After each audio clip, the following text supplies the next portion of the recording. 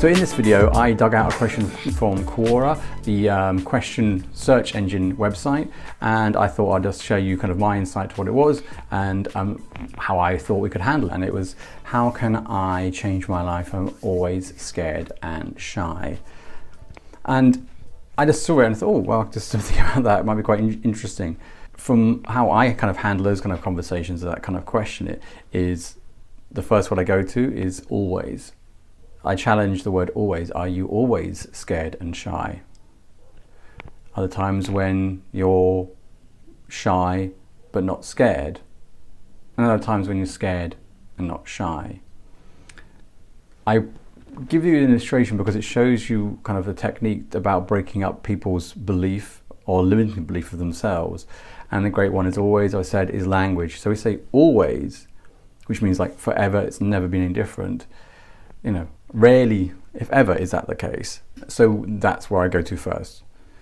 Disrupt their thinking. Disrupt what their thinking is their belief of who they are. Challenging always. And also, next for me is challenging the verb, change. Well, what specifically? How specifically is a particular area you're looking at? It creates more questions, but also gets more specific. And for me, you look at the idea of change, it can seem really overwhelming. It can seem really difficult to kind of like, gosh, change is a big thing. Change can feel like a big thing even without knowing what the details are.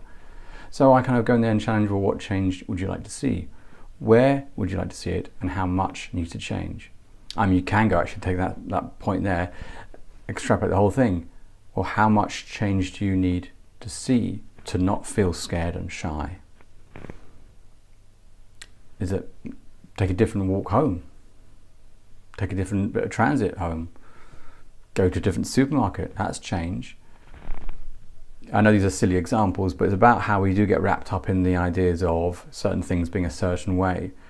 But change happens by thinking in a different way. Change happens by walking in a different direction. Smiling at someone, saying hello. These are all forms of change. So with that question, dig down deeper, understand what specifically you mean by change, question the word always, and understand actually how true this is for them. If there's parts of them which aren't shy and parts of them that aren't scared, take that and then see if we can play around with it and try and understand the situations where they need to feel less scared and feel less shy. So that's how I would handle that particular question. Challenge their belief of how they're seeing things. Disrupt it, play around with it, loosen up their thinking, create some opportunity for some creative thinking, and all of a sudden you get some steps which might lead to some action steps, 1, 2 or 3 things.